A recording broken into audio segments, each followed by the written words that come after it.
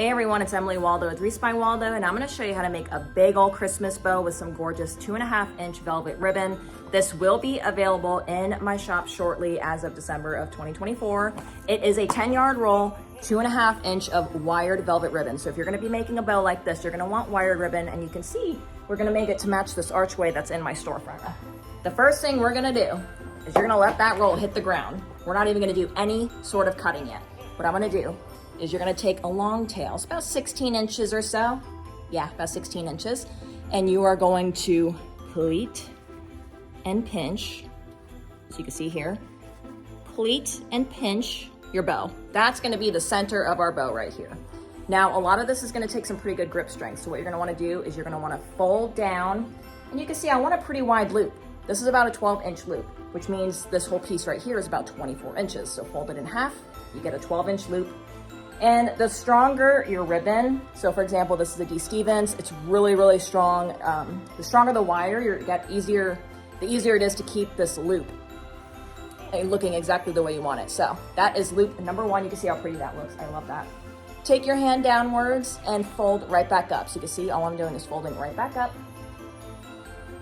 for another big loop. We want this to be a fairly large bow. And you can see, that's how you do a 2-loop bow. So if you like this look, you can cut your ribbon and move on with your day. But we're gonna add a bunch of loops to this bow. I wanna use most of this 10-yard roll if we can.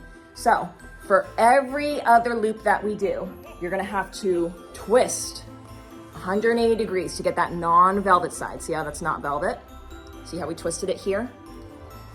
And fold right back down. And you can see I'm always gathering it to that same point.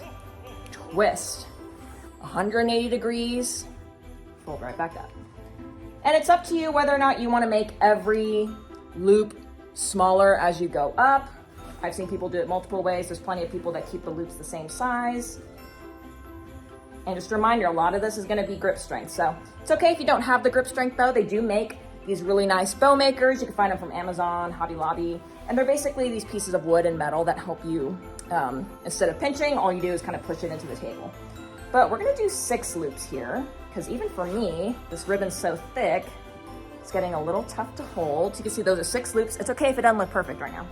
Next, you're gonna trim, and then I'm gonna take more ribbon, and I'm just gonna take random lengths, long lengths, and these are gonna be tails that we add to the back of the bow.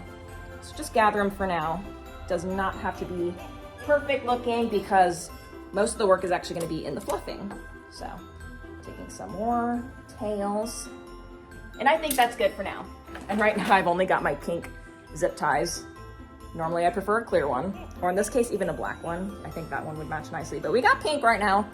And take your zip tie, cinch your bow.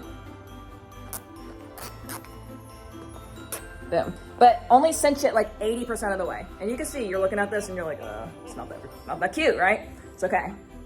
This is where a lot of the work goes into play. So now all those tails that we added in the back, right? It's up to you whether you want them up or down. For me, I want them downwards. So I'm gonna kind of push them so that they dangle in front of the bow, or sorry, in the back of the bow.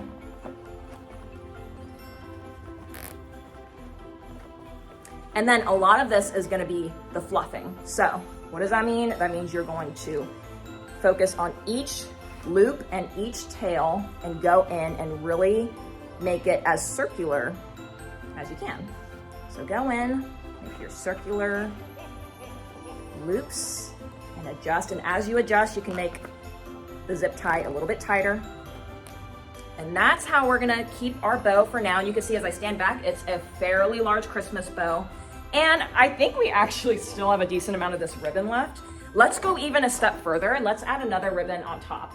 Put it on the side for now. We're gonna keep it easy, put that to the side. Take your thinner ribbon, and this one, I'm gonna keep long tails just because I do think that's a really pretty look. And then same thing, fold down and pinch.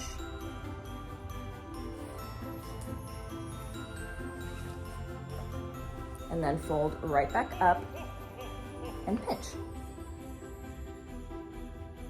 And you can see that's the first 2 loops. So exactly like how we did in the first one. Then we're gonna twist and fold. And for this one, we could add even more loops if you want. Let's stick with 4. So let's do 4 loops. And then I'm gonna take a few tails, smaller, they don't have to be as long. Again, I really don't like to measure. It's up to you if you like to. In my opinion, it's easier to learn by not measuring, because then you can kind of figure out what you like, what you don't like. And you can see you can add tails kind of diagonally, however you like. Another tail. And then what you're gonna do is you're gonna take bow number 1 and bow number 2 and layer them on top. Yes, you're gonna need a zip tie because now you are cinching together a lot of different layers of ribbons. But yeah, you can kind of see, let me show you where I'm gonna be putting this bow, kind of at the top of that arch right there. So depending on where you wanna place your bow, you can have the tails be shorter, longer. I love a good bow just on the door. It can even replace a wreath. And you guys know I'm a wreath maker by trade, so that's a lot for me to be saying that. And then I'm gonna go in, and again, we're going to adjust every single loop. Now for these little pieces, to get them to stand up a little bit straighter, I'm gonna give them a little bit of a trim so that they can kind of stand. There we go, just like that.